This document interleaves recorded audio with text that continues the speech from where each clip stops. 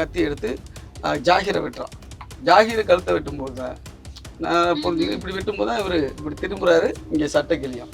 அதாவது இந்த கையில் பட்ட காயம் கழுத்தில் பட்டிருந்தால், அவன் எய்ம் பண்ண கழுத்தில் பட்டிருந்தால் 100 அடியில தான் டிஜிபி ஆபீஸ். அங்க போயிருக்கலாமே. மேடம் என்ன கேள்வி கேட்குறீங்க? ஏன் இருக்கான்? ஒரு நிமிஷம் இருங்க, நான் பேசுகிறேன். இப்போ பிளான் பண்ணி என்கிட்ட கொஸ்டின் பண்ணாதீங்க. அவன் வந்ததே ஆயுதத்தோட கத்தியோட வந்ததே கழுத்து நோக்கி வீசுவது மூலமா கொலை பண்ணணும்னு தான் வந்திருக்கிறான். நான் சொல்றேன், இவங்க பிளான் பண்ணி வந்திருந்தா, இவங்க நான் அடிக்கணும்னு முடிவு பண்ணியிருந்தா, இவங்க ஆயுதத்தோட இருந்திருப்பாங்களா, இருந்திருக்க மாட்டாங்களா? அந்த வீடியோல வந்துட்டு ஏர்போர்ட் மூர்த்தியை விசிக நிர்வாகிகள் செருப்பால அடிக்கிறாங்க, கைகளால் அங்கேயும் இங்கேயும் அடிக்கிறாங்க, நிறைய பேர் தடுக்கிறாங்க, சாலையில அடிதடி நடக்குது. அந்த ஃபுட்டேஜ் கிடைக்குது. டீ கடையில நடந்த அந்த ஃபுட்டேஜ் எப்படி இல்லாம இருக்கு? இருங்க மேடம், நீங்களே கேட்டுட்டீங்களா மேடம்? இருங்க மேடம், ப்ளீஸ் வெயிட். எத்தனை பேர் அவனை பேட்டி எடுத்து போட்டிருக்காங்க, அத்தனை பேட்டிலையும் வாடா போட அவனை இவனை திட்டிருக்காங்க. தலைவர் நாகரிகமா பேசு, இல்லாட்டி பேசாத அப்படின்னு சொல்லியிருக்கீங்களா? அப்ப எங்களை திட்டினா உங்களுக்கெல்லாம் இனிக்குது. அப்ப அவன் அட்டாக் பண்ண வரவன நாங்க தற்காத்துக்கிறதுக்காக நாங்க இந்த தாக்குதலை நீங்க நியாயப்படுத்த பாக்குறீங்களா? நீங்க எதிர்பார்க்கிற பதிலா என்கிட்ட வாங்க முடியாது. கேள்வி கேட்டு அமைதியா உட்கார்ந்துருங்க. பிஜேபி, ஆர்எஸ்எஸ், இந்து மக்கள் கட்சி, பாட்டாளி மக்கள் கட்சி, வன்னியர் சங்கம், இந்த நாம் தமிழர் எல்லாரும் வச்சிருக்கல. எல்லாம் யாருன்னு பாருங்க, எல்லாம் பிஜேபியோட பி டீம். எல்லா பயிலும் பி டீம். எல்லாரும் ஆர்எஸ்எஸ் கைக்கூலிகள். உனக்கு AK-74 உனக்கு ட்ரைனிங் கொடுத்தாரா? ஆமோட போட்டு நீ கடல்ல பயணிச்சியா? என்னடா கதை விடுறீங்க? என்ன கதை விடுறீங்க? மரத்துக்கிட்ட போய் பேசுற? இதெல்லாம் முட்டாள்தனமா இல்ல? இதுக்கெல்லாம் ஒரு தலைவன், இதுக்கெல்லாம் இவெல்லாம் சொம்பு. வணக்கம் சார். வணக்கம் சார். ஃபர்ஸ்ட் உங்கள்கிட்ட கேட்கணும் அப்படின்னா, ஏர்போர்ட் மூர்த்தி அவர்களுடைய தாக்குதல் அப்படிதான் இப்போ தமிழகத்துல பரபரப்பா போயிட்டு இருக்கு, அங்கங்க பேசு பொருள் ஆயிட்டு இருக்கு. விசிகாவுக்கும் ஏர்போர்ட் மூர்த்திக்கும் என்ன சம்பந்தம்? தாக்குதலுக்கான காரணம் என்ன? முதல்ல ஏர்போர்ட் மூர்த்தி அப்படின்னு நீங்க சொல்றீங்க. அவரை அது ஏர்போர்ட் அப்படின்னா ஒரு அதானியா இருக்க முடியாது, ஒரு ஏர்போர்ட்டு சொந்தமாக இருக்க முடியாது. ஏர்போர்ட்டில் ஒரு ட்ராலி அந்த தள்ளுற வேலை பார்த்தாரு. அது எந்த உழைப்பு, எந்த தொழில் பண்ணாலும் நம்ம அந்த தொழிலுக்கு, உழைப்புக்கு எந்த தொழிலாக இருந்தாலும் மரியாதை கொடுக்கணும், அதில் பிரச்சனை இல்லை. ஆனால் ட்ராலி தள்ளுறங்கிற பேரில் திருட்டு வேலையை செஞ்சுக்கிட்டு இருந்தார். என்ன திருட்டு வேலையை செஞ்சுக்கிட்டு இருந்தாருன்னா, அந்த பயணிகளுடைய சூட்கேஸ் அடிச்சிடுறது, அங்கே பெண்கள் தனிமையில் ஒதுங்கிடங்களை ஒதுங்கினா அவங்கள போய் மிரட்டி அவங்ககிட்ட இருந்து ஏதாவது பிடுங்கிடுறது. அப்படி ஒரு முறை தங்கச்சங்கிலி பவுன் செயினை ஒரு பெண்ணிட்டேருந்து திருடிட்டார். அதனால் அவரை ஏர்போர்ட்டு காவல் நிலையத்தில் வச்சு அடித்து அவரை ஜட்டியோடு உட்கார வச்சு கையில் சங்கிலி போட்டு கட்டி மிக மோசமாக அவர் அன்றைக்கி தாக்கப்பட்டார். அப்போது அப்போ விடுதலை சிறுத்தைகள் கட்சியினுடைய முக்கிய நிர்வாகிகளோட அவர் ஏதோ ஒரு வகையில் கான்டாக்டில் இருந்திருக்கார். அவங்க மூலமாக தகவல் எங்கள் தலைவருக்கு தெரிஞ்சு, எங்கள் தலைவர் டாக்டர் எழுச்சி தமிழர் நான் தொல்காப்பியன் திருமாவளவன் அவர்களுக்கு தெரிய அவர் இவர் யாரும் தெரியாது, இருந்தாலும் இப்படி சொல்கிறாங்க, கொடுமைப்படுத்துறதா, ஸ்டேஷனில் வச்சு அடிக்கிறதா சொல்கிறாங்கன்னு இவர் ஃபோன் பண்ணுறாரு. அப்போ அங்கே இருக்கிற டிசிக்கு, அப்போ டிசி ராஜேந்திரன் ஒரு காவல் அதிகாரி, அவருக்கு ஃபோன் பண்ணி என்னங்க அப்படி மாதிரி மனித மற்ற முறையில் நீங்கள் அடிக்கிறீங்க அப்படியெல்லாம் இப்போ கேட்டிருக்காரு.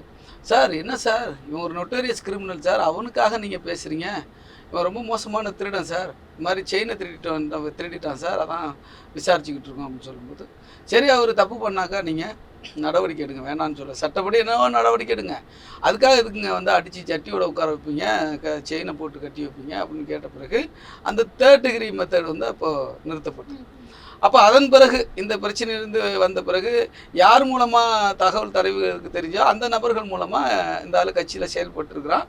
கட்சியில் செயல்பட்டுருக்கானா கூட வந்திருக்கான், போயிருக்கான். அவங்க கூட அவங்க இப்போ கட்சியில் இல்லை, அவங்க மீது ஆமாம் அவங்க கூட ஏதோ கொஞ்ச நாள் இருந்திருப்பான் போல இருக்கு.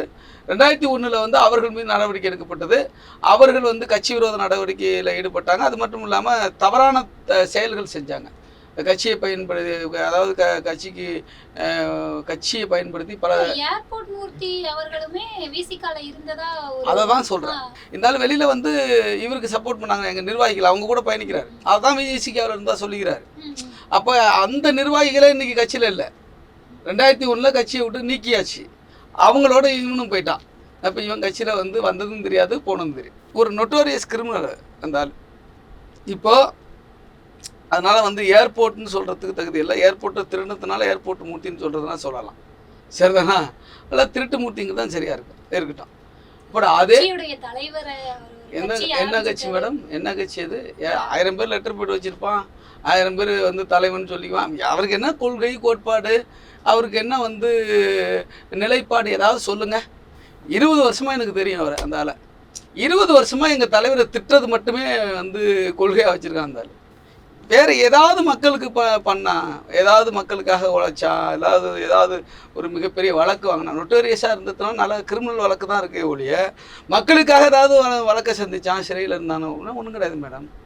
திருடனா தான் சொல்லணும், பொறுக்கின்னு தான் சொல்லணும், நல்லவங்களும் நல்லவன்னு சொல்லணும். விசிகா தோழர்களுக்கும் இவனுக்கு என்ன பிரச்சனை, அதோட பேக்ரவுண்ட் என்னன்னு நீங்கள் தெரிஞ்சுக்கணும். அதாவது மேடம், சென்னையில் ராயப்பேட்டையில் பொன்னுசாமி ஹோட்டல்னு ஒன்று இருக்குது, ஃபேமஸ் ஹோட்டல், பழைய ஹோட்டல். பட்டுக்கோட்டை கல்யாண சுந்தரம் கூட அந்த ஹோட்டல் பற்றி பாட்டு பாடியிருக்காரு. அதில் எதிராக வந்து ஒரு பெரிய இடம் இருக்குது. அந்த இடம் வந்து இஸ்லாமிய குடும்பத்துக்கு சொந்தமான இடம். அதில் ஆண்கள் துணை இல்லாமல் பெண்கள் தான் அதை பராமரிச்சுக்கிட்டு இருக்காங்க. அந்த இடத்த இந்த மூர்த்தியும் இந்த மூர்த்தி அப்புறம் வந்து இந்து மக்கள் கட்சி, இந்த அர்ஜுன் சம்பத் கட்சி இருக்கு இல்லையா, அந்த கட்சியுடைய பொதுச் செயலாளரும் ஒருத்தர் இருக்கிறார். அவர் பேர் செந்தில். அவர் இந்த மூர்த்தி இவங்க கூட சேர்ந்து சில ரவுடிகள் சேர்ந்து அந்த இடத்த ஆக்கிரமிப்பு பண்ணுறாங்க. பொய்யான வந்து ஆவணங்களை கிரியேட் பண்ணி அதை வந்து அபகரிக்க முயற்சி பண்ணுறாங்க. அந்த முயற்சிக்கு எங்கள் தோழர் திலீபன் இப்போ தாக்கப்பட்டிருக்கார் இல்லையா, எங்கள் தோழர் திலீபன் தடையாக இருக்கிறாரு. அவரோட சேர்ந்த விசிகா தடையாக இருக்கிறாங்க. இவங்க என்ன பண்ணுறாங்கன்னா, இது தெரிஞ்சு நியாயத்தின் பக்கம் நிற்கிறாங்க, அந்த அம்மாவுக்கு சப்போர்ட் பண்ணுறாங்க. அது மட்டும் இல்லாமல் இவங்க அந்த அம்மா கம்ப்ளைண்ட்டே கொடுக்குறாங்க போலீஸ் ஸ்டேஷனில், ராயப்பேட்டை போலீஸ் ஸ்டேஷன் கம்ப்ளைண்ட்டு கொடுக்குறாங்க. அந்த கம்ப்ளைண்ட்டின் அடிப்படையில் இந்த மூர்த்தி இருக்கான் இல்லையா, இந்த மூர்த்தியோட அடியாட்கள் மேலே 2 பேர் மேலே எஃப்ஐஆர் போடுறான். மூர்த்தியை விட்டாங்க வந்து காவல்துறை விட்டுறாங்க. அப்போ திலீபன் தான் என்ன பண்ணுறாரு, தோழர்களோடு சேர்ந்து இதில் இப்போ பிரச்சனையே இந்த மூர்த்தி தான், மூர்த்தி மேலே எஃப்ஐஆர் போடணும் அப்படின்னு வலியுறுத்துறாரு. இப்போ இவன் பல கோடி ரூபா சொத்து வந்து, அந்த மதிப்பு வந்து பல கோடி ரூபா சொத்து. இதில் இவன் ஆட்டையை போட்டிருந்தானா சில கோடி இவனுக்கு கிடச்சிருக்கும். 1 கோடி 1.5 கோடி கூட கிடைக்கணுமே, கிடச்சிருக்கும். இது தடைப்பட்டு போச்சு. இதுதான் அவனுக்கு ஏற்பட்ட முதல் வந்து ஆத்திரம், கோபம். இந்த ஆத்திரத்தின் கோபத்தின் விளைவாகத்தான் திலீபன் சார்ந்த நபர்களையும் ஏதாவது பண்ணணும்னு முடிவெடுத்து தான் அவன் திட்டமிட்டு இவங்க அங்கே இருக்காங்கன்னு தெரிஞ்சு வர்றான். நல்லா புரிஞ்சுங்க. அந்த இடம் நீங்கள் கேள்வி ஒன்று கேட்டீங்க, ஏர்போர்ட் மூர்த்தி தாக்கப்பட்ட விவகாரம் இல்லை, ஏர்போர்ட் மூர்த்தி தாக்கிய விவகாரம், விசிகாவின தாக்கப்பட்ட விவகாரம். அப்படிதான். இல்லை, நான் சொல்லிடுறேன். நீங்கள் கேள்வி கேட்டுட்டீங்க, நான் அதுக்கு பதில் சொல்லணும்ல. இப்போ ஏர்போர்ட் மூர்த்தியால் தாக்கப்பட்டவர்கள் விசிகாவினர் தான், திலீபன் உள்ளிட்ட தோழர்கள் தான். ஏன் நான் சொல்கிறேன்னா, இவன் வந்து அங்கே வந்து எங்கள் தோழர்கள் ஏன் போகிறாங்க அப்படின்னு நீங்கள் புரிஞ்சுக்கணும். அது மேடம், டிஜிபி ஆஃபீஸை நீங்கள் பார்த்துருப்பீங்க. டிஜிபி ஆஃபீஸோட மெயின் கேட்டு, அந்த மெயின் கேட்டுக்கு எதிரே வந்து ஒரு பெரிய ஏரியா இருக்கும். அந்த எதிரே விசிகா கூடி பறக்கும். ஏன்னா அந்த ஏரியாவே விசிகாவில் வந்து பெரும்பாலும் விசிகாவில் இருக்கிறாங்க. அது மீனாம்பாள்புரம்னு பேர். அந்த கேட்டுக்கு எதிரில் இருக்கிற அந்த பெரிய ஏரியா, அந்த பகுதியை சார்ந்தவர். அங்கே வீடு உள்ளவர் தான் திலீபன். புரியுதா உங்களுக்கு? அங்கே வீடு இருக்கு அவருக்கு. அவர் டீ சாப்பிட வந்து அங்கே தான் டீ சாப்பிடுவாங்க. அதுக்கு பக்கத்து தெரு ஆஃபீஸ் வாசலில் இருக்கிற டீ கடையில், ஆஃபீஸ் வாசல்லேருந்து ஒரு 150 மீட்டருக்கு அந்த பக்கம் இருக்கிற டீ கடை. எப்போதும் டீ சாப்பிட்றோம். பக்கத்தில் ஒரு ஹோட்டல் இருக்குது, அந்த படியெல்லாம் உட்காந்து தான் சாப்பிட்றாங்க. அவங்க வீடு அங்கே இருக்குது, திலீபன் வீடு. வெளியிலேருந்து அவர் போல, நல்லா புரிஞ்சுக்கணும். அதே போல் அந்த தெருவுக்கு பக்கத்து தெரு கைலாசபுரம், சரிதானா? அந்த தெருவை சார்ந்தவர் தான் ஜாகிர். அவரும் அங்கே தான் டீ குடிப்பார். அப்புறம் இந்த பாலத்தை தாண்டினோடனே சிட்டி சென்டர் இருக்கும். சிட்டி சென்டருக்கு பேக் சைடில் இருக்கிறது தான் வந்து ரூதர்புரம், அம்பேத்கர் பாலம். அங்கே அந்த இடத்த சேர்ந்தவங்க தான் முருகன், அகிலன், இவங்கெல்லாம். அப்போ குமரப்பா, இந்த 5 பேருமே அங்கே இருக்கிறவங்க. தினமும் அந்த இடத்துல வந்து டீ சாப்பிட்றவங்க, தினமும் அங்கே சந்திக்கிறவங்க. நாங்கள்லாம் கூட அவங்கள அங்கே தான் சந்திச்சிருக்கிறோம். நீங்கள் 6ஆம் தேதி இந்த சம்பவம் நடந்துச்சு இல்லையா, 5ஆம் தேதி ஃபுட்டேஜ் பார்த்தாலும் அவங்க இருப்பாங்க. அவங்க என்ன யாராவது இருப்பாங்க. நீங்கள் 1 மாதத்துக்கு முன்னாடி ஃபுட்டேஜ் எடுத்து பார்த்தாலும் அங்கே அவங்க டீ சாப்பிட்டுட்டு இருப்பாங்க. 1 வருஷத்துக்கு முன்னாடி ஃபுட்டேஜ் எடுத்தாலும் அங்கே டீ சாப்பிட்டுட்டு இருப்பாங்க. ஏன்னா இப்போ நீங்கள் இந்த இங்கே ஸ்டுடியோ இருக்குது, வெளியில் போய் இந்த எழுதுகிற டீ கடையில் டீ சாப்பிடுவீங்க தானே, அது இயல்பு தானே. உங்கள் ஏரியாவில் ஒரு டீ கடை தானே, முடிச்சிடும் உங்கள் ஏரியாவில் ஒரு டீ கடை தானே. அப்போ அப்படி வந்து டீ சாப்பிட்டு உட்காந்துருக்காங்க. இவன் இந்த மூர்த்தி இருக்கானே, அவன் அங்கே வர்றான். என்ன சொல்கிறான்னு கேட்டுங்க. சம்பவத்துக்கு பிறகு அவன் என்ன சொல்கிறான்னா, மயிலாடுதுறை பக்கத்தில் ஆடுதுறை இருக்குது, சரிதானா. அந்த ஆடுதுறையில் வந்து வன்னியர் சங்கத்தினுடைய பொறுப்பாளர், மாநில பொறுப்பாளர் ஒருத்தர் இருக்கார், மா.க. ஸ்டாலின்ட்டு. அவரை வந்து 2-3 நாளைக்கு முன்னாடி வந்து வெடிகுண்டு அடித்து அவரை கொலை செய்ய முயற்சி பண்ணாங்கன்னு ஒரு தகவல் இருக்குது, செய்தி இருக்குது. அதுக்கு வந்து புகார் கொடுக்க வந்தோம் அப்படின்னு சொல்கிறான். ஆனால் புகார் கொடுக்க வந்தவன் எங்கே நிற்கணும், எங்கே வந்து போகணும்? புகார் கொடுத்த வந்தான்னு சொன்னாக்கா, உண்மையிலே புகார் கொடுக்க வந்தது பாமக முன்னாள் எம்எல்ஏ, சேலத்து எம்எல்ஏ அருள். அவரோட சேர்ந்து சில பேர் வர்றாங்க போல். அவன் வந்து இங்கே வர்றவன், அவன் உண்மையில் அங்கே வந்தால் பாமக அருளுக்கு ஃபோன் பண்ணிட்டு வரணும், வந்து நான் வர்றேன் அப்படின்னு சொல்லணும். இல்லை இவருக்கு ஃபோன் பண்ணி கூப்பிட்ருக்கணும், அருள் எம்எல்ஏ ஃபோன் பண்ணி அந்த மூர்த்தியை கூப்பிட்ருக்கணும், வாங்க போயிட்டு வரலான்னு. அதுவும் இல்லை. பாமக அருள் என்ன சொல்கிறாரு, இவர் வந்ததே எங்களுக்கு தெரியாது, இவரை நாங்கள் கூப்பிடவே இல்லை, இவர் வர்றன்னு சொல்லலை அப்படின்னு சொல்கிறாரு. இவன் வந்தவன் அங்கேயும் போகலை, நேரம் எங்கே போகிறான்னா டிஜிபி ஆஃபீஸ்க்கு வர்றவங்க மேடம் அது பக்கத்தில் பிளாட்ஃபார்மில் வண்டியை நிறுத்துவாங்க, அல்லது பக்கத்தில் நிறுத்துவாங்க. 150-200 மீட்டருக்கு அந்த பக்கம் இருக்கிற டீ கடையில் எங்கள் தோழர்கள் உட்காந்துக்கிற இடத்துக்கு போய் நிறுத்துறான் வண்டி, சரிதானா. வண்டியை நிறுத்திவிட்டு இறங்கி போகிறான். இறங்கி போனவன் அந்த சொன்னல எப்பயார் போட்டாங்க, அந்த இடத்த ஆக்கிரமிப்பு பண்ண முடியல, இவன் லாஸ் ஆகிடுச்சின்னு ஃபீல் பண்ணுறான்னு சொன்னல, அந்த இடத்த ஆட்டை போட முடியலன்னு சொன்னல, அந்த கோபத்தில் நேராக போய் திலீபனை பார்த்து, அங்கே இருக்கிற குமரப்பாவை பார்த்து, அடங்கவே மாட்டீங்களாடா, என்னை வந்து டிஸ்டர்ப் பண்ணிக்கிட்டே இருக்கிறீங்க, உன் தலைவனும் அப்படி தான் இருக்கிறான், நீங்களும் அப்படி தான் இருக்கிறீங்க, உங்களை விட மாட்டேன்டா அப்படின்னு சொல்லி அவங்க அம்மாவை வந்து கொச்சை வார்த்தை சொல்லி திட்டுறாங்க. என்ன வார்த்தைன்னு உங்களுக்கு தெரியும், நான் சொல்ல வேண்டியது. அப்படி திட்ட பிறகு அவங்க வந்து என்ன பண்ணுறாங்க, ரியாக்ட் பண்ணுறாங்க.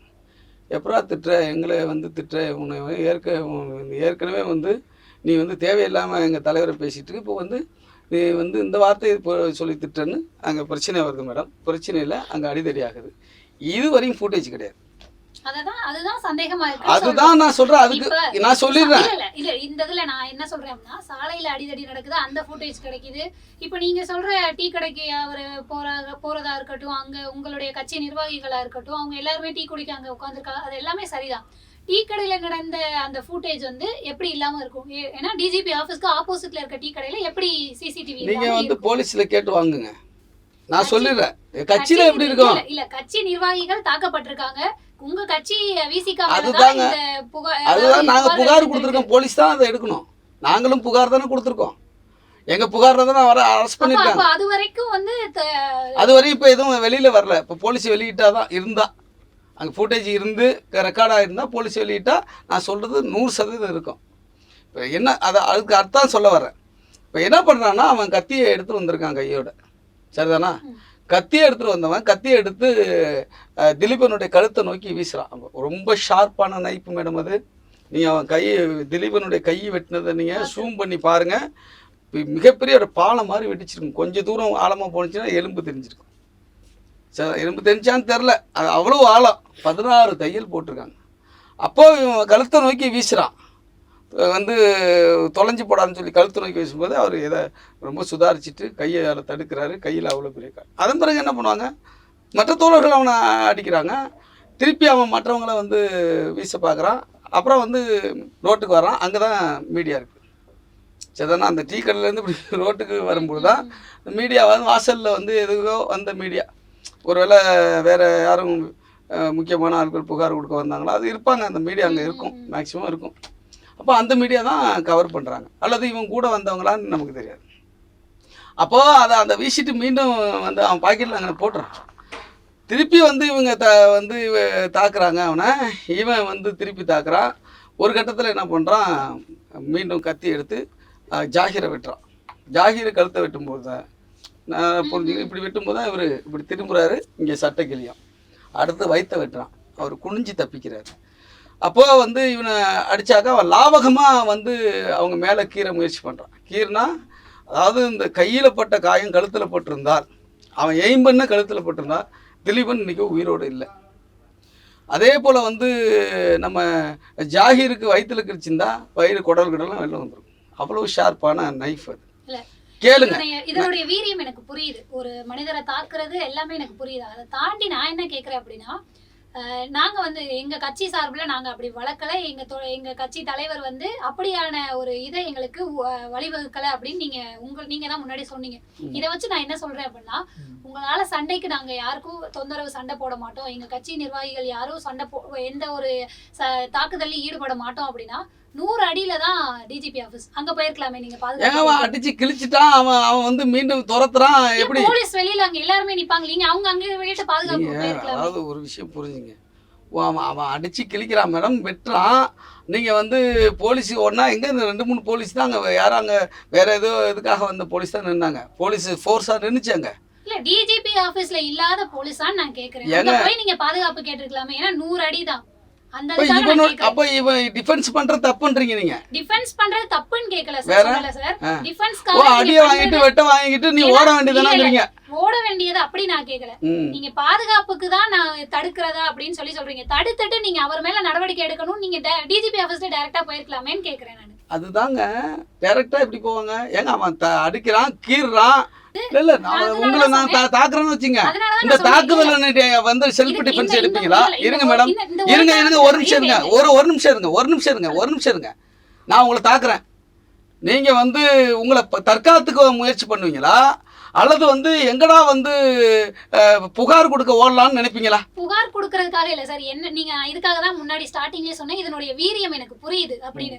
முதல் இது வந்து நம்மளுடைய கட்சி கொள்கை இது இல்ல அப்படின்னு நீங்க சொல்றீங்க.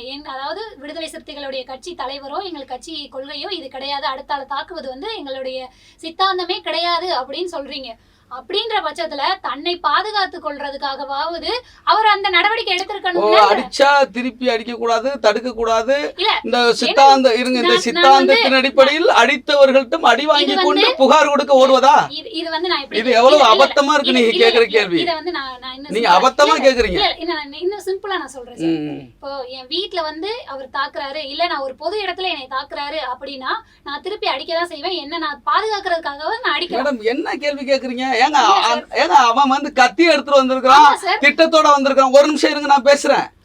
அவன் கத்தியோட வந்திருக்கான், திட்டத்தோட வந்திருக்கான். டிஜிபி ஆஃபீஸ் போறேன்னு சொல்லிட்டு அங்க வந்து போகிற சும்மா பொய் சொல்றான். எங்க தோழர்கள் உட்கார்ந்துருக்கிற இடத்துல வந்து அவன் வெட்டுறான், எங்க தோழர்கள் வந்து கண்ணாமண்ணான்னு திட்டுறான்.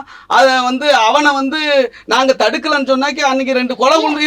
இருங்க நான் சொல்லிடுறேன். இருங்க, ரொம்ப வந்து பிளான் பண்ணி என்கிட்ட கொஸ்டின் பண்ணாதீங்க. இருங்க நான் சொல்லிடுறேன். நீங்க வந்து நான் சொல்றதுக்கு அலோவ் பண்ணுங்க, சரிதானா? நீங்க வந்து பிளான் பண்ணி அவன் வரான் மேடம். அப்போ வந்து அவன் திட்டமிட்டு டிஜிபி ஆஃபீஸ்க்கே வரலங்கிறதுக்கு இன்னொரு உதாரணம் சொல்றேன். அருள் கூப்பிடலன்ட்டாரு, இவர் வர்றது தெரியலன்ட்டாரு. இவர் ஒரு தலைவர் நீங்க சொன்னீங்க கொஞ்ச நேரத்துக்கு முன்னாடி, சரிதானா? ஒரு கட்சியோட ஆமா, மிகப்பெரிய கட்சி, லட்சக்கணக்கான தொண்டர்கள். அதான் ஏதோ ஒரு மிகப்பெரிய கட்சி, லட்சக்கணக்கான தொண்டர்கள் இருக்கிறாங்க, இருந்துட்டு போகட்டும், அவர் பெரிய தலைவராகவே இருக்கட்டும். ஒரு தலைவர், இப்போ நான் போறேன், நான் ஒரு துணை பொதுச்செயலாளர் வழக்கறிஞர், நான் ஒரு புகார் கொடுக்க போனால் கூட டிஜிபி ஆஃபீஸில் அப்பாயின்மெண்ட் வாங்கிட்டு தான் போவேன், சரிதானா? இவரை போன்ற மிகப்பெரும் மாபெரும் தலைவர்கள்லாம் அப்பாயின்மெண்ட் வாங்குவாங்க. அங்கே ஒர்க் பண்ணுற அங்கே டிஜிபிக்கு வந்து அங்கே இருக்கிற கீழ்நிலை அதிகாரிகள்கிட்ட தொடர்பு வச்சுருப்பாங்க, நம்பர் இருக்கும், ஃபோன் பண்ணி நான் வரேன். அப்படி எந்த ஒரு அப்பாயின்மெண்ட்டும் வாங்கலை. அவன் வந்ததே வந்து ஆயுதத்தோட கத்தியோட வந்ததே இந்த ஆட்டையை போடுற இடத்த ஆட்டையை போட முடியல, அதனால சில கோடிகளை இழந்துட்டோம். இதுக்கு காரணமான விசிகா இந்த திலீபன் உள்ளிட்டவர்களை நாம வந்து ஏதாவது பண்ணணும்னு தான் வந்திருக்கிறான். ஏதாவது என்பது என்ன, கழுத்தை நோக்கி வீசுவது மூலமா கொலை பண்ணணும்னு தான் வந்திருக்கிறான். இப்போ அவன் வந்து கத்தியோட அட்டாக் பண்ணும் பொழுது ஒன்று அவனை தடுத்து அவனை திருப்பி அடிக்கிறதுக்கு முயற்சி பண்ணுவாங்களா, அல்லது வந்து எங்கேயோ ஓடி தப்பிக்கணும் முயற்சி பண்ணுவாங்களா, போலீஸ் ஸ்டேஷனுக்குள்ளே ஓடுறதுக்கு முயற்சி பண்ணணும்னா அந்த சிந்தனை வந்து வருமா? அப்போ முதல்ல டிஃபென்ஸில் தான் இருப்பாங்க. இவன் என்ன சொல்கிறான், அவங்க தான் திட்டமிட்டு என்னை அடித்தாங்க, நான் டிஜிபி ஆஃபீஸ்க்கு வந்தேன், அவன் டிஜிபி ஆஃபீஸ்க்கே வரலன்ட்டு நான் உதாரணங்கள் சொல்லிட்டேன், ஆதாரங்கள் சொல்லிட்டேன் உங்களுக்கு, சரிதானா? அப்போ இவன் வந்து டிஜிபி ஆஃபீஸ்க்கு வர்றேன்னு சொன்னால் பேப்பர் பேனாவோட வரணும், கத்தியோட வரக்கூடாது. ஒருத்தன் வந்து எவன் வந்து பிளேடு வச்சுருப்பான், கையடக்க கத்தி வச்சுருப்பான், பொறுக்கி பிளேடு வைக்கிறி பிட் பாக்கெட்டு இவன் தான் வச்சுருப்பான், ஒரு தலையும் வச்சுருக்க மாட்டான். பிளேடு வச்சுருக்க மாட்டான், கத்தி வச்சுருக்க மாட்டான். இவன் கத்தியோட பிளேடோட பாக்கெட்டில் போட்டு வரான்னா இவன் ஒரு நொட்டோரியஸ் கிரிமினலுங்கிறத இன்றைக்கி அவன் நிரூபிச்சுக்கிட்டு இருக்கான்னு தான் பொருள். சரி, நான் சொல்கிறேன், இவங்க பிளான் பண்ணி வந்திருந்தா, இவனை அடிக்கணும்னு முடிவு பண்ணியிருந்தா, இவங்க ஆயுதத்தோடு இருந்திருப்பாங்களா, இருந்திருக்க மாட்டாங்களா? இவங்கள்ட்ட கத்தியோ அருவாளோ, இவங்கள்ட்ட கட்டைகளோ இரும்பு ராடோ இருந்திருக்குமா இல்லையா? ஒன்றுமே இல்லையே. அவங்க வந்து டெய்லி வந்து உட்கார்ந்து டீ குடிக்கிற இடத்துல எல்லாம் வந்து டீ குடிக்கிறாங்க. இப்போ இவன் வெட்டும் பொழுது இவனை அடிக்க முயற்சி பண்ணுறாங்க, தடுக்க முயற்சி பண்ணுறாங்க. வேறு வழி இல்லாமல் செருப்பை தூக்கி அடிக்கிறாங்க. அப்புறம் வேறு வழி இல்லாமல் ஓடுறாங்க, உயிரை காப்பாற்றி ஓடுறாங்க. ஏன்னா நிராயுத பாணியாக இருந்தது விடுதலை சித்தைகள் தான், தாக்கப்பட்டது விடுதலை சித்தைகள் தான், தாக்கியது அந்த மூர்த்தி தான், தாக்க வேண்டும் என்ற எண்ணத்தோடு வந்ததும் மூர்த்தி தான், ஆயுதத்தோடு வந்ததும் மூர்த்தி தான், கத்தியோடு வந்ததும் மூர்த்தி தான். கத்தியால் காயம்பட்டவர்கள் எங்கள் தோழர்கள். கத்தியால் காயம்பட்டு இன்னைக்கு ஹாஸ்பிட்டலில் வந்து சிகிச்சை எடுத்துக்கிட்டு இருக்கிறது எங்கள் தோழர்கள். இப்படி இருக்கும் பொழுது இவன் தாக்கப்பட்டான், அவன் தாக்கப்பட்டான்னா எல்லாரும் இப்போ தமிழிசை பேசுகிறாங்க, வந்து அண்ணாமலை பேசுகிறாரு, சீமான் பேசுகிறாரு, அர்ஜுன் சம்பத் பேசுகிறாரு, ஏன்னா இவ்வளோ பேர் பேசுகிறாங்க. என்ன சொல்கிறாங்க? தற்காப்புக்காக அவர் கத்தி எடுத்தார். எங்கள் தற்காப்புக்குன்னு உங்களை கேட்டேன் நான். இப்போ என்னை நீங்கள் அட்டாக் பண்ணுறீங்கன்னு வச்சுங்க, நீங்கள் என்னை வந்து திடீர்னு எதிர்பார்க்காம நீங்கள் இவங்க சாரெல்லாம் சேர்ந்துக்கிட்டு என்னை அடிக்கிறீங்கன்னா நான் தற்காப்பு பயன்படுத்தலாம். என்ன உங்கள்கிட்ட தப்பிக்கவே முடியல, என்ன பண்ணுவேன்னா கீழே என்ன கிடக்குன்னு பார்க்கலாம். கீழே கல் கிடக்கும், கம்பு கிடக்கும், கம்பி கிடக்கும், ஏதோ ஒன்று எடுத்துக்கூட அடிச்சிடலாம். அப்போ உங்களுக்கு காயம் ஏற்படலாம். நான் அப்படி செய்கிறேன்னா அதான் தற்காப்பு. நான் பிளான் பண்ணி பிளேடு எடுத்து வந்து உங்களை கிழிச்சேன்னா அதுக்கு பேர் தற்காப்பு இல்லை, அதுக்கு எனக்கு அனுமதி கிடையாது. நான் துப்பாக்கி வச்சுக்கலாம் வந்து லைசன்ஸ் வாங்கி, நான் பாதுகாப்பு வாங்கிக்கலாம், அரசாங்கத்துக்கிட்ட அப்ளை பண்ணி கோர்ட்டில் போட்டோம், பர்சனல் செக்யூரிட்டி ஆஃபீஸருக்கு துப்பாக்கியோட எனக்கு பாதுகாப்பு வாங்கிக்கலாம், அது வாங்கிக்கலாம். நீ தான் தலைவருங்கிற, அதை வாங்கிக்கலாம். இருங்க வாங்கிக்கலாம். ஆனால் லெட் மீ கம்ப்ளீட் ஃபர்ஸ்ட். அப்படி இல்லை, அப்படி இல்லாமல் நீ பிளேடோட வரன்னு சொன்னால் நீ ஒரு நொட்டோரியஸ் என்பதை மீண்டும் மீண்டும் நிரூபித்து கொண்டிருக்கிற, நீ தான் குற்றமுறை எண்ணத்தோடு வந்திருக்கிற, நீ தான் வித் இன்டென்ஷனோடு வந்திருக்கிற, நீ தான் வன்முறை செய்ய வேண்டும் என்கிற இன்டென்ஷனோட டிஜிபி ஆஃபீஸாக இருந்தாலும் அது வாசலாக இருந்தாலும் பரவாயில்ல கொலை பண்ணுங்கிற எண்ணத்தோடு வந்திருக்கிற. பாமர மக்கள் இல்ல வெகுஜன மக்கள் பார்க்கக்கூடிய, அதாவது அந்த விஷயத்தை தெரிஞ்சுக்கூடிய, இந்த விஷயம் எப்படி தெரிஞ்சுக்கிட்டாங்க அப்படின்னா அந்த வீடியோ வெளிவந்த வீடியோல மூலியமா தான் தெரிஞ்சுக்கிட்டாங்க. அந்த வீடியோல வந்துட்டு ஏர்போர்ட் மூர்த்தியை வந்து விசிக நிர்வாகிகள் வந்து செருப்பால அடிக்கிறாங்க, கைகளால் அங்கேயும் இங்கேயும் அடிக்கிறாங்க, நிறைய பேர் தடுக்கிறாங்க, ஓடி வந்து ஆஃபீஸ் டிஜிபி ஆஃபீஸ் வாசல் முன்னாடியே அடிக்கிறாங்க. அப்போ நீங்க இவ்வளவு தூரம் சொல்றீங்க, அதுக்கான ஆதாரங்கள் நீங்க வெளியிட்டீங்களா அப்படின்னு தான் நான் கேட்கிறேன். நம்பக்கூடிய ஆதாரங்கள் எங்க? அப்போ இவ்வளவு பெரிய நீங்க இவ்வளவு தூரம் நீங்க சொல்றீங்க அப்படின்னா இந்த தாக்குதலை நீங்க நியாயப்படுத்த பாக்குறீங்களா? தாக்குதலை வந்து ஏர்போர்ட் மூர்த்தி தாக்குதலை நியாயப்படுத்துறேன். அவர் மேல நான் இவ்வளவு தூரம் பேசினதை வந்து அர்த்தமே இல்லாம ஆக்குற ஒரு கேள்வியை கேட்குறீங்க. இருங்க நீங்க கேளுங்க. நீங்க உங்க கேள்விக்கு நான் உங்க கேள்வியை டீல் பண்ணணும் மேடம். நீ கேள்வி கேட்ட பிறகு திருப்பி இடையூறு பண்ணீங்கன்னா நான் பேச முடியாது. கொஞ்சம் இருங்க. நீ சொல்ற உங்க கேள்வி என்னன்னா, மீண்டும் நான் இவ்வளவு தூரம் எக்ஸ்பிளைன் பண்ணதை மீண்டும் ஜீரோவில் இருங்க மேடம். நீங்க தான் கேட்டுட்டீங்களா மேடம்? இருங்க மேடம், ப்ளீஸ் வெயிட். நீங்க எதிர்பார்க்குற பதிலாம் என்கிட்ட வாங்க முடியாது. நான் உண்மையதான் பேசுவேன். கொஞ்சம் இருங்க. Let me complete. நீங்க கேள்வி கேட்டா என்ன பதில் சொல்ல அனுமதிக்கல. கேள்வி கேட்டா அமைதியா உட்காந்துருங்க. உங்களுக்கு ஏதாவது கேள்வி தோணுச்சுன்னா நான் பேசி முடிச்ச பிறகு கேளுங்க. இருங்க கொஞ்சம் இருங்க. இவ்வளவு தூரம் அதான் எக்ஸ்பிளைன் பண்ணேன். அடிச்சது அவன் தான், வெட்டினது அவன் தான், ஆயுதத்தோடு வந்தது அவன் தான், காயம்பட்டது எங்கள் தோழர்கள் தான் அப்படின்னு நான் சொல்கிறேன். சரி, இந்த வீடியோ வந்திருக்கு, முன்னாடி இருக்கிற வீடியோ இல்லை, அதாவது மீடியாக்கள் எடுக்கலை, இந்த இதை மீடியாக்கள் எடுத்துருக்குறாங்க. இந்த இப்போ நீங்கள் சொன்ன அந்த பார்ட்டை மீடியாக்கள் எடுத்துருக்காங்க. ஒருவேளை இவன் வந்து இறங்குனது, எங்கள் தோழர்கிட்ட இவனை போய் வம்பு இழுத்தது, பிரச்சனை பண்ணது, கத்தி எடுத்து வெட்டினது, இதெல்லாம் வந்து ஃபூட்டேஜ் இருந்துச்சுன்னா காவல்துறை வெளியிடட்டும், காவல்துறையிட்ட வந்து கேளுங்க, நாங்களும் கேட்குறோம். அது இல்லை. ஆனால் நீங்கள் சொன்னீங்கல்ல இன்னொரு பார்ட்டு, இதான் அவரை விரட்டுறது தான் இருக்குன்ட்டு. இருங்க மேடம். நீங்கள் என்ன மேடம் என்ன பேசணுங்கிறீங்களா வேண்டாங்கிறீங்களா? கொஞ்சம் இருங்க மேடம், ரொம்ப அவசரப்படாதீங்க மேடம். அந்த ஃபூட்டேஜ்லயே இவன் கையில் கத்தி வச்சுக்கிறது இருக்கு. அதை பார்த்தீங்களா இல்லையா? பார்த்தீங்க, ரைட்.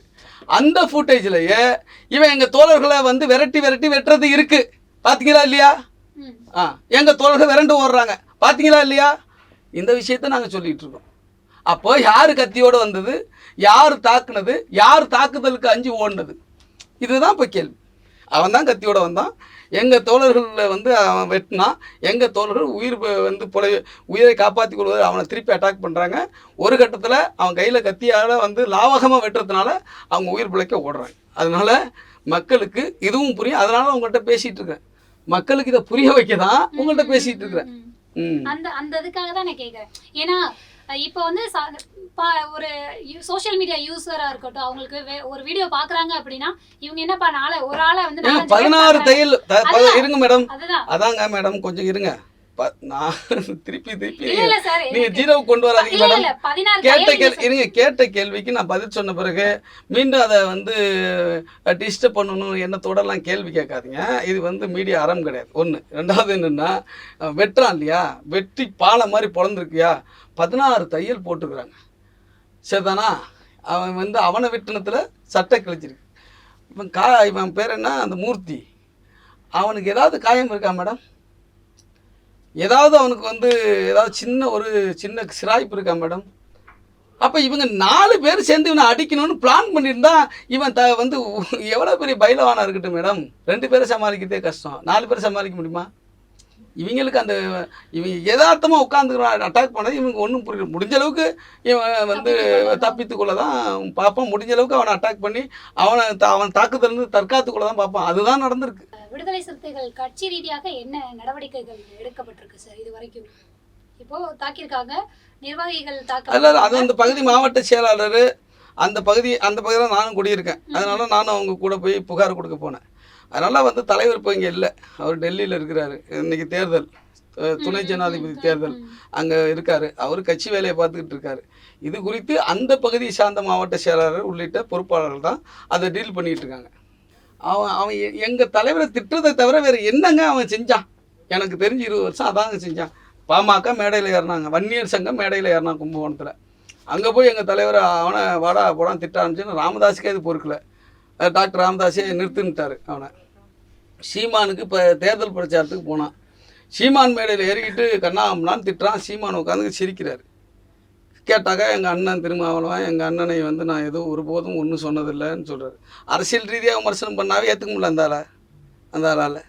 அவர் வந்து வாடகை வாயாக அவன் மூர்த்தியை பயன்படுத்தி எங்கள் தலைவர் திட்டவும் இவருக்கு கடுமையாக வந்து புலகாங்கிதம் அடைஞ்சு கை தட்டி சிரிக்கிறாரு. அவன் கட்சிக்காரெலாம் வச்சு வந்து இந்த சாட்டை துறைமுருகம் போன்ற அறகுறை வெத்து வேட்டையெல்லாம் வச்சுக்கிட்டு பேசுகிறாரு.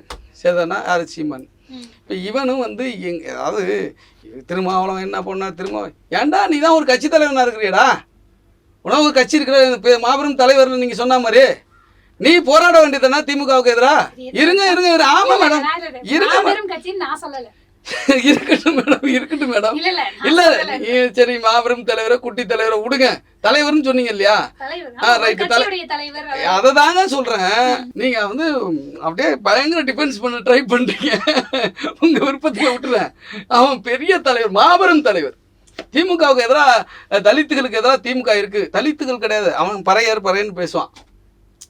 பறையனுக்கு பறையர்களுக்கு ஏதாவது திமுக இருக்குன்னா, டேய் நீ போராடுறா, ஆர்ப்பாட்டம் பண்ணா, முற்றுகை பண்ணா, பெரிய மாநாடு நடத்துறா, பொதுக்கூட்டம் நடத்துறா, மறியல் நடத்துறா, எதுவும் நடத்து. உன்னால் முடியுமா? யார் இருக்கு அவன் பின்னாடி? உன் பின்னாடி ஒருத்தன் உண்டா? உனக்கு என்னடா கொள்கை இருக்கு, கோட்பாடு இருக்கு? பொறுக்கித்தனமா இந்த மக்களால் வந்து இன்றைக்கு வந்து நேசிக்கப்படக்கூடிய லட்சோப இளைஞர்களால், லட்சோப வந்து பெண்களால், லட்சோப மக்களால் இன்றைக்கு நேசிக்கப்படக்கூடிய ஒரு தலைவரை வாடாங்கிறான், போடாங்கிறான். நீ வந்து ஒரு பிக்காளி, நீ ஒரு பொறுக்கி, நீ ஒரு நொட்டேரியஸ் கிரிமினல், நீ வாடாம்ப போடாம்ப அவனை விரும்ப என்ன அர்த்தம் இது? அதெல்லாம் நீங்கள் எல்லாம் ஆதரிப்பீங்க, அவனை கூப்பிட்டு பேட்டி அடிப்பீங்க, அவன் சொல்கிறதுக்கு நீங்கள் கூலிங்காக உங்களுக்கு கூலாக இருக்கும். ஒருத்தனாவது இன்னைக்கு இந்த மூர்த்திக்காக பேசுகிற அத்தனை பேரில் ஒருத்தனை நான் கேட்குறேன், இவ்வளோ தூரம் தலைவரை வந்து பொது மேடையில் விமர்சித்தான்ல, வாடா போடான்னு பேசினான்ல, ஏப்பா இது தப்புப்பா, நாகரிகமாக பேசு, அவர் பெரிய தலைவர்ப்பா, ஒரு அங்கீகரிக்கப்பட்ட அரசியல் கட்சியினுடைய தலைவர்ப்பா, ஒரு நாடாளுமன்ற உறுப்பினர்ப்பா, அவர் பேசக்கூடாதுப்பா, எவனாவது சொல்லியிருப்பானா? எந்த மீடியாவது நீங்கள் அப்படி பேசாதீங்க அப்படின்னு சொல்லியிருக்குமா? அத்தனை மீடியாவும் பேச விட்டு தானங்க இன்னைக்கு வெளியில் வந்திருக்கு. எத்தனை உங்களுக்கு நேர்காணல் காட்டணும்? உங்களை போல உள்ள வந்து என்ன சொல்கிறது, யூடியூபர்ஸ் அல்லது வந்து செய்தியாளர்கள் எத்தனை பேர் வந்து அவனை பேட்டி எடுத்து போட்டிருக்கான், அத்தனை பேட்டிலையும் வாடா போட அவனை இவனை திட்டிருக்காங்க தலைவரை. நாகரிகமாக பேசு இல்லாட்டி பேசாத அப்படின்னு சொல்லியிருக்கீங்களா? அப்போ எங்களை திட்டினா அவங்களுக்கெல்லாம் வந்து இனிக்குது. அப்போ வந்து அவன் வந்து அட்டாக் பண்ண வரவனை நாங்கள் தற்காத்துக்கிறதுக்காக நாங்கள் வந்து ரீட்டாலியேட் பண்ணால் உங்களுக்கு வந்து ஐயோ முறையோன்னு கொதிக்கிறீங்க. என்ன அர்த்தங்க? எவ்வளோ பயாஸ்டாக இருக்கிறீங்க பாருங்க எல்லாரும். என்னங்க பண்ணாயமா? இவனுக்கு என்ன தெரியும்? இவன் ஒரு கட்சி தலைவர் தானே, இதெல்லாம் செய்ய வேண்டியதானே. நீ எதுக்குடா எங்களை நோன்ற? நீ ஒரு தனி கட்சி, நீ எங்கள் கட்சியிலையா இருக்கிற? என் கட்சியில் இருந்து நீ கேள்வி கேளு. ஏன் அதை செய்யலை? உயர்நிலை கூட்டம் இருக்குது, பொதுக்குழு, ஏன் வெளியில் கூட போய் பேசு. இந்த செய்ய மாட்டேங்கிறாங்க. இதான் அவங்க சங்க பரிவாரங்களும் அவங்களுக்கு சப்போர்ட்டாக இருக்கிறாங்கல்ல. பிஜேபி, ஆர்எஸ்எஸ், இந்து மக்கள் கட்சி, பாட்டாளி மக்கள் கட்சி, வன்னியர் சங்கம், இந்த நாம் தமிழர் எல்லாரும் அவங்க வச்சிருக்கல. நீ எல்லாம் யாருன்னு பாருங்கள், எல்லாம் பிஜேபியோட பி டீம், எல்லா பையனும் பி டீம், எல்லாரும் ஆர்எஸ்எஸ் கைக்கூலிகள். ஏன்னா தமிழ் தேசியம் பேசுகிறாரு சீமான். தமிழ் தேசியம்னா என்ன? தமிழ் தேசியம் வந்து யார்? தமிழ் தேசியத்துக்கு எதிரி யார்? என்ன உன்னுடைய வரையறை என்ன தமிழ் தேசியத்துக்கு? அவர் சொல்கிறாருங்க, ஒரு பக்கத்தில் தமிழ் தேசியம் என்றால் அதற்கு எதிரானது திராவிடம் அப்படின்னு சொல்கிறாரு. அப்போ ஆரியத்தை எங்கேப்பா வைப்ப நீ? ஆரியம்னா என்ன? எங்கே வைப்ப? ஆரியம் எதற்கு எதிரானது? தமிழ் தேசியத்துக்கு எதிரானது இல்லையா? அவ்வளோ தப்பான பாலிட்டிக்ஸ். இந்த மக்களை எவ்வளோ வந்து முட்டாளாக்குற பாலிட்டிக்ஸ், இளைஞர்களை கெடுக்கிற பாலிட்டிக்ஸ். அண்ணன் பிரபாகரன், வேலுப்பிள்ளை பிரபாகரன் அவர்கள் அவர் போர்க்காலத்தை நிற்கும் போது உனக்கு இட்லி சுட்டு கொடுக்க சொன்னாரா? பொட்டம்மன் இட்லி சுட்டு கொடுக்க சொன்னாரா? என்னென்ன சாப்பிட்றாரு? கூட்டு என்ன சாப்பிட்றாரு? பொரியல் என்ன சாப்பிட்றாரு? நண்டு சாப்பிட்றாரா? வறுவல் சாப்பிட்றாரா? பொரியல் சாப்பிட்றாரு? கணக்கெடுக்க சொன்னாரா? உனக்கு AK-74 வந்து உனக்கு வந்து ட்ரைனிங் கொடுத்தாரா? ஆமோட போட்டு நீ வந்து கடலில் வந்து பயணிச்சியா? என்னடா கதை விட்றீங்க? என்ன கதை விட்றீங்க?